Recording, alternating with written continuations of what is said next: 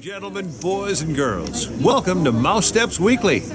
Hi, it's Jeff. And Denise from MouseSteps.com. And this is episode number 65. 65. Of Mouse Steps Weekly. And you just heard the voice of Disneyland, Bill Rogers. The official voice of Disneyland. Yes, who was at the D23 Expo. We want to thank our sponsors, Theme Park Connection in Winter Garden, Florida. And Maple Leaf Tickets in Kissimmee, Florida. And this episode will mainly be about the D23 Expo 2013, and which there was so much just stuff returned there. from. Yes, lots and lots of stuff. Including Theme Park Connections. But first, you have to talk about this. I just wanted to thank everybody who's donated so far to the Give Kids a World run that I'll be doing in January. I just want to mention Rachel, Powell, and Patty, and Bruce from A Worldview website, Dot, Letty, Chantel, Jared, Brenda, Taylor, Cheryl, and Mark.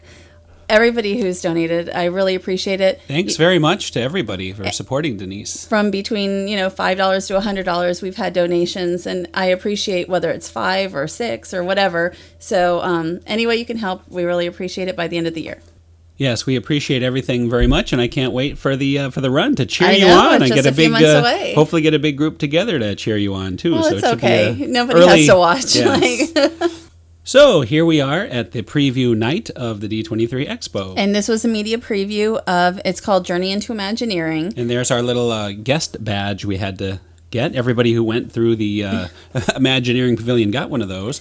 And I thought it was so much better than the last one, which wasn't a bad, Imagineering area, but I thought this was really amazing. What made it really cool is we had actually just gone to the real Imagineering to visit a friend for lunch, and, it looked just like it. The exterior, everything, they did a great job of representing the reality. But we also got to see, like, the mine, we're going to talk about the Seven Dwarfs Mine Train. They showed the whole, like, a movie of it. Right. Oh, virtual ride through. We'll get into it. There's just so much to see. This is when you first walk in. You had a movie, sort of like a preview movie at first, talking about the history of Imagineering. I guess it was the 60th anniversary. And you of see Imagineering. Jason Sorrell. Yeah, I on saw the right. Jason just waving. And that's like a Star Wars land area. Are we going to show that? Yes, we will get to that also. You're jumping ahead of things. Sorry. And this is the Disney Springs model, which is, of course, coming here to Florida. And, there's no parking left at Downtown Disney. What do you expect? No parking. There is plenty of parking. There's not that much parking. There is plenty I know of over parking at Team to Disney, be found. I think, but I think it'll be worth the slight inconvenience yes. to have Disney Springs. But get there early. We want to support Downtown Disney businesses. That's very true. Anyway, you referenced the Star Wars land, and that's what this is. It's sort of it's not officially announced that there will be a Star Wars land, but this is sort of a dead giveaway, so to speak. It's a preview. There's so it's quite likely obvious. to be. If you read all these little things, it's quite obvious they are teasing a Star Wars land, or at least it's a Star several Wars attractions, ride or probably right. So it's very cool. Figuring the Anne and the modal nodes, we love them. And this is just a bunch of crates. You have like a C-3PO crate and an R2-D2 crate, and there actually was an R2-D2. Yeah, R2. Well, the R2 kind of broke out of one of the crates. You could sort of see his outline, and there are lightsaber testing patterns there. So quite obvious, Star Wars. Something with Star Wars is going on. And here we go, Avatar Land.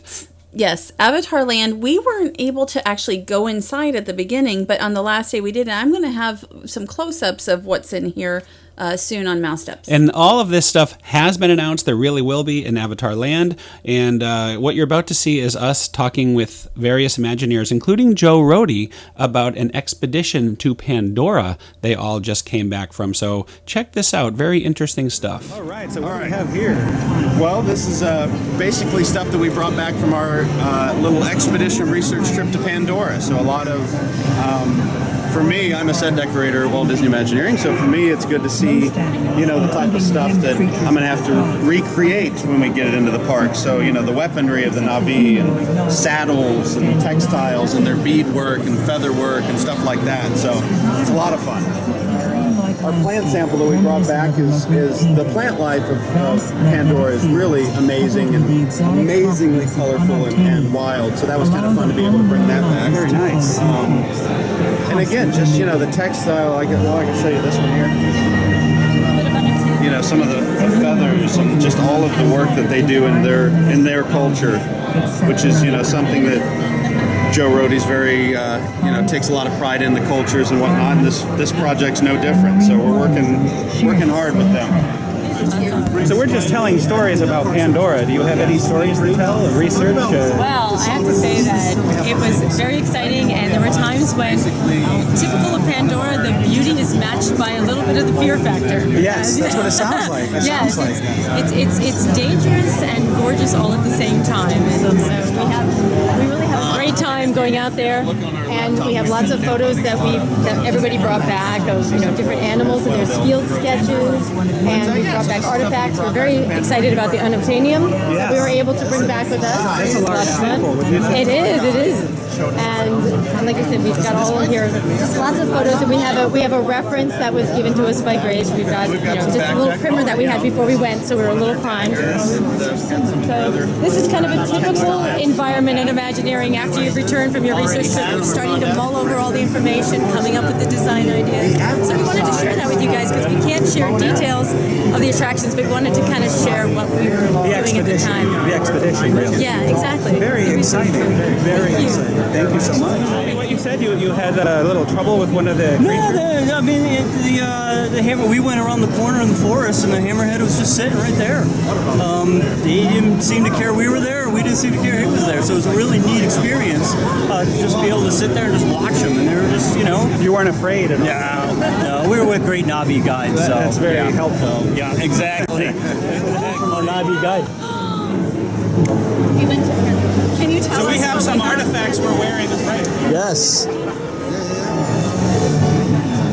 So these are actual artifacts from the Navi guide that we're with. They were so generous to give them to us. You can just see the shoe and the scale of it, which is really, really cool. Yeah, I wouldn't. The backpack too. And this is what. Yep. This is what our Navi guide actually wore with them the whole time, and for them that was nothing. That's like us wearing a regular backpack. So Exhausting. yeah, yeah, This is very heavy. yeah. Do you want to hold it, and I'll take a picture of you now. I can get out of the Well, you're really loading me up, aren't you? Hi there, Joe. How are you? I am very good. Did you make the trip to Pandora? I did, and I loved my trip to Pandora. It's the best research trip I've ever taken. Barely got my feet wet.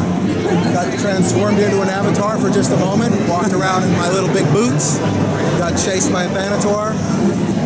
Very It was cool. exciting. Very, very We exciting. do our research. That's what I heard. That's what I Do heard. our research. I will not do a project that is not founded upon research.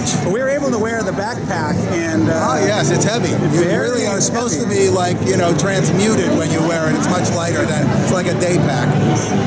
so we're looking You forward got to to getting carry over it on this. your back to the link site, which is a huge pain. And we held the shoe. Yes, the shoe was, it needed They're new stiff. socks. They need a little breaking in.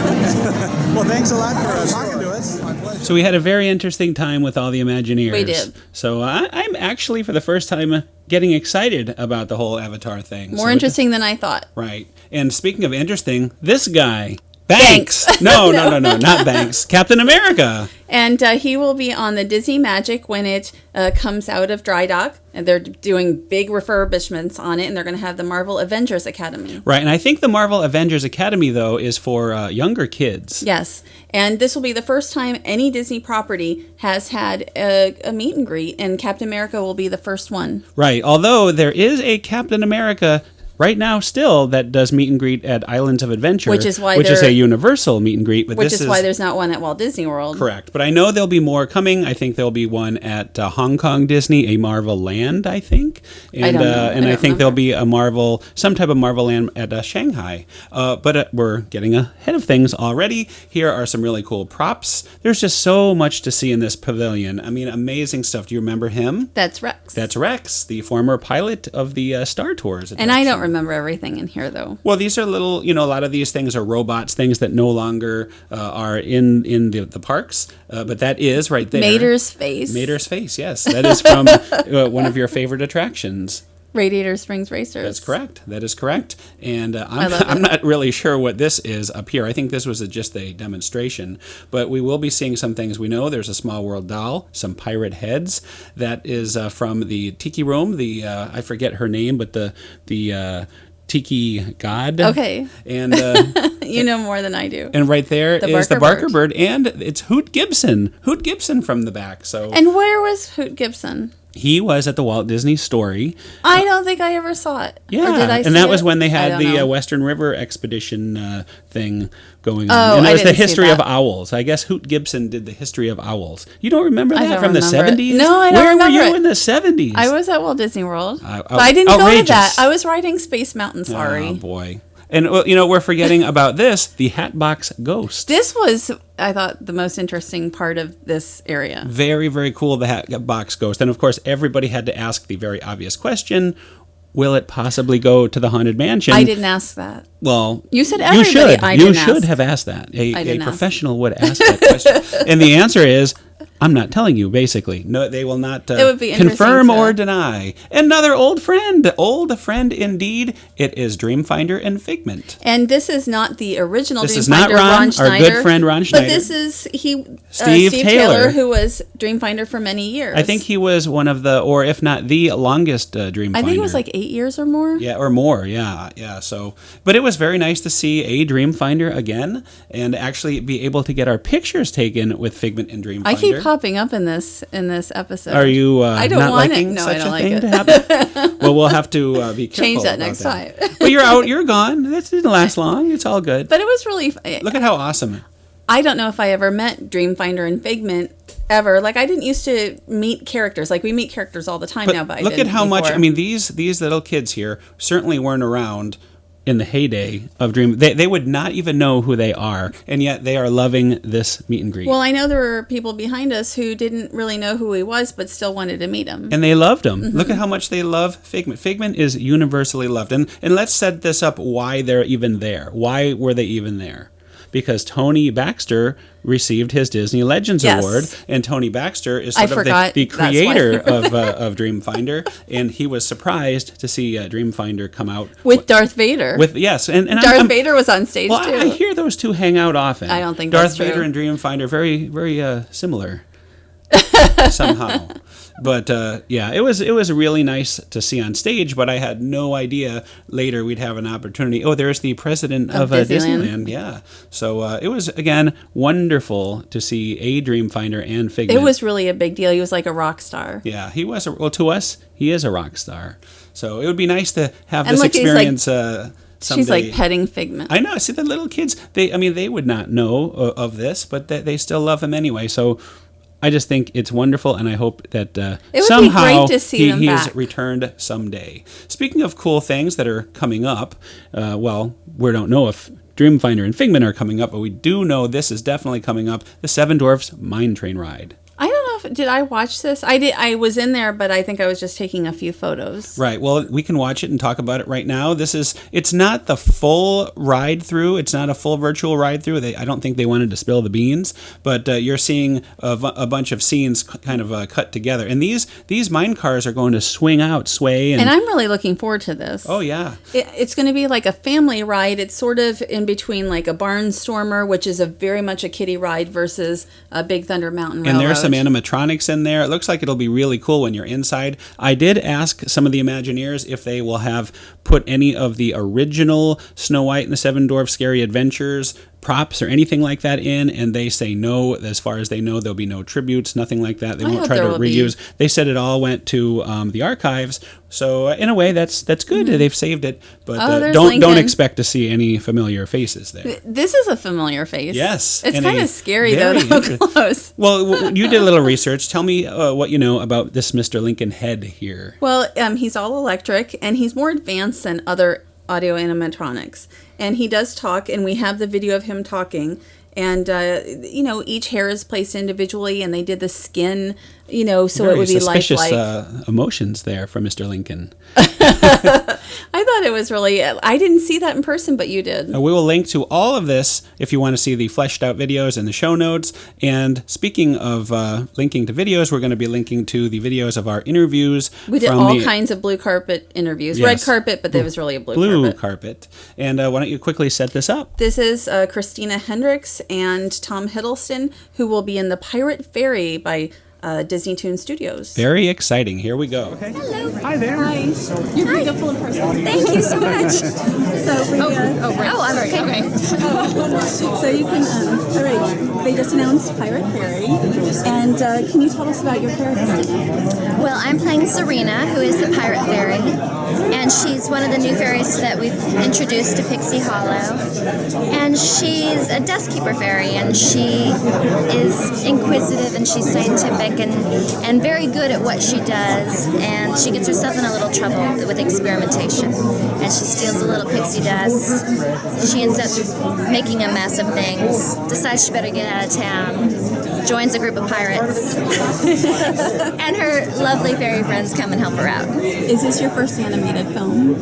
It is my first Disney film. I've experimented with some voiceover work and film a little bit, but this was the most involved I've ever been in, and it's been an amazing experience. Thank you very much. Thank you. Nice to talk to you. Thank you. Hello, sir. Hello there. Hello there. And you're Pirate Fairy. I'm here to Pirate talk to you about. Well, we just talked to Christina Hendricks. You did? We're very happy to talk to Tom Hiddleston, and you are in The Pirate Fairy. I am. And you are playing Captain Hook. Captain Hook. It says here James. Is it James Hook? Captain James Hook. That's his Captain name. James Hook. Yeah. So obviously you are the pirate side of this Pirate Fairy movie. I certainly am. So the Pirate Fairy is set in Neverland still, and Christina Hendricks plays Zarina, who's a fairy that leaves the fairy community at Pixie Hollow, and she goes out to a place called Skull Rock, which is where the pirate ship is moored, and she's kind of like makes friends with this motley crew of pirates.